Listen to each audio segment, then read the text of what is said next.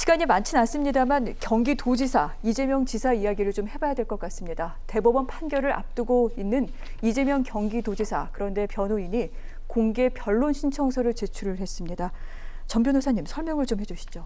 원래 대법원에서는 공개 변론을 잘 안 하는데요. 예를 들어서 법적 쟁점이 첨예하게 갈린다거나 그 양심자 병역 거부라든지 아니면 간통죄 같이 사회가 변화돼서 사회적인 가치 판단, 어떤 사회적 공감대를 이루어야 되는 그런 부분들 있잖아요. 이해관계가 첨예하게 갈릴 수 있다거나 그런 부분에 대해서는 대법원이 이례적으로 공개 변론을 열고 그다음에 이렇게 다양한 계층의 얘기, 전문가라든지 참고인들의 얘기를 들어보는 과정을 거쳐요. 근데 지금 이재명 지사께서 그 공개 변론을 신청한 이유는 이건 것 같아요. 조금 이따 얘기를 하겠지만은 이재명 지사의 지금 기소된 쟁점을 보면은 직권남용 있고 허위사실 공표 이런 것들이 있는데 딴 거는 다 무죄가 나왔어요. 우리 처음에 그 형 강제 입원 관련해서 직권남용 문제 안 되냐 그랬는데 그거는 무죄가 나왔어요. 그런데 지금 뭐 때문에 2심에서 벌금 300만 원을 받았냐 그러면은 허위사실 공표거든요. 그때 아마 김용환 후보였을 거예요. 토론회에서 토론을 하다가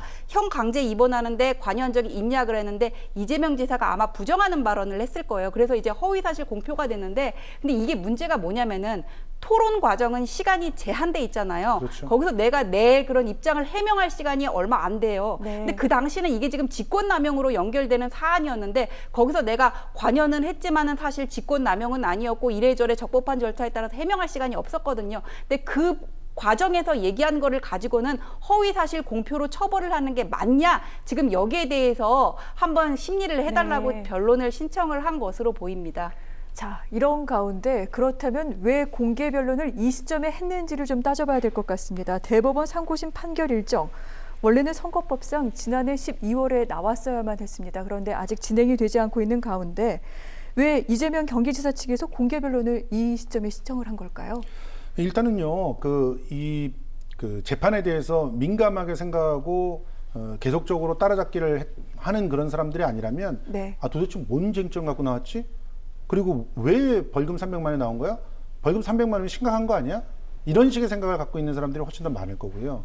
그렇기 때문에 그 공개 변론을 통해서 명확하게 나에게 혐의를 씌운 그 내용이 무엇인지를 모든 그 언론과 그리고 또 국민들에게 알리고 싶다는 그런 마음이 굉장히 큰 것 같아요.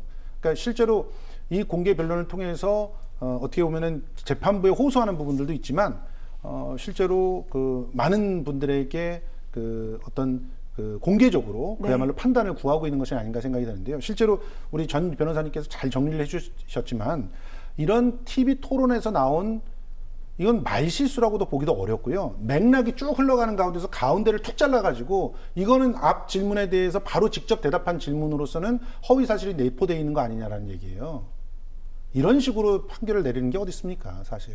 그러니까 이런 내용들을 가지고 판결을 내렸다면 모든 그 TV 토론을 이런 식으로 진행할 수가 없습니다. 왜냐하면은 질문을 딱 물어봤을 때 이게 질문이 포괄적으로 질문을 던졌다라고 한다면 딱 따로따로 떼가지고 이 질문에서는 이렇게 답할 거고요, 저 질문에서는 저렇게 답할 거고 이렇게 답하지 않으면 결과적으로 불가능한 일이 되고 사건의 내용을 압축시킨 무슨 자료 하나라도 들었다고 한다면 그런 압축이 또한 왜곡이 될 수가 있습니다.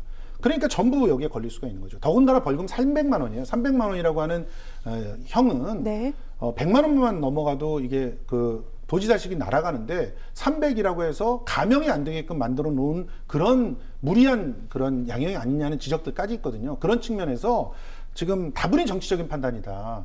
이런 얘기들이 나오기 때문에 이 부분을 명확하게 호소하고 싶었다라고 봅니다. 네. 변호인 측에서는 이 같은 판결이 굉장히 중요한 법적, 사회적, 그리고 정치적 의미를 갖고 있는 사안이라고 얘기를 하면서 공개 변론을 신청했습니다. 그렇다면 어떻습니까? 대법원이 공개 변론을 받아들일지 이 부분이 관건이고요. 아울러서 이 같은 공개 변론을 만약 받아들인다면 최종 판결에는 또 어떤 영향을 미치게 될지 이 부분도 궁금합니다. 일단 대법원이 받아들인다면은 이재명 지사로서는 이게 유리한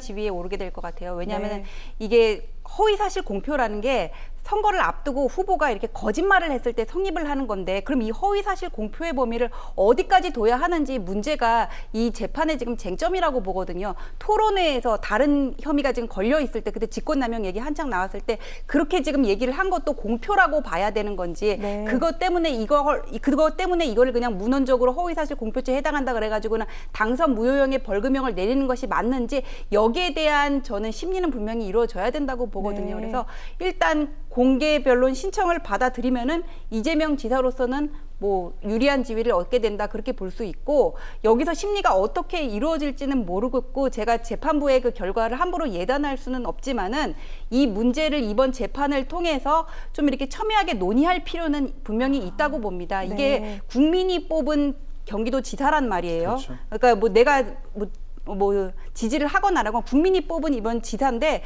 이거를 100만 원 이상의 벌금형을 받아서 그 지사직을 박탈하는 건데 허위사실 공표라는 말이에요. 근데 그 허위사실 공표가 이렇게 토론회에서 나온 얘기까지 어떤 구체적인 정황을 고려하지 않고 기계적으로 적용하는 게 과연 네. 맞는 건지, 여기에 대한 심리는 분명히 이루어져야 된다고 봅니다. 네.